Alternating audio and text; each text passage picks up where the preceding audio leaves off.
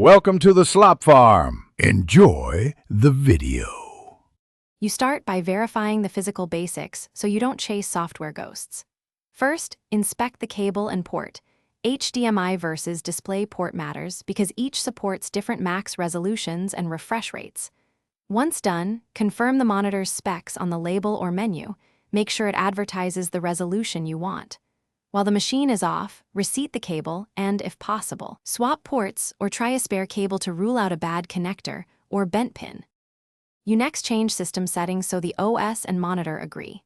On your computer, open display settings and pick the target monitor. Choosing the wrong display will show no change. Then select the recommended resolution or the exact value your monitor supports and adjust scaling if text looks too large. After that, set the refresh rate to a supported number and apply changes if the screen flickers or goes blank. Wait, most systems revert in 15 seconds to prevent lockout. You finish by aligning software with hardware so the resolution sticks. Update the GPU driver from the vendor to ensure proper resolution support.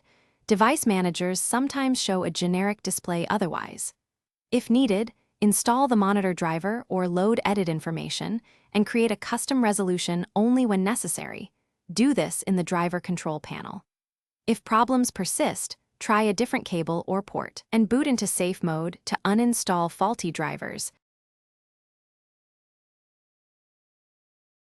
Thanks for watching. Consider subscribing if we helped you today.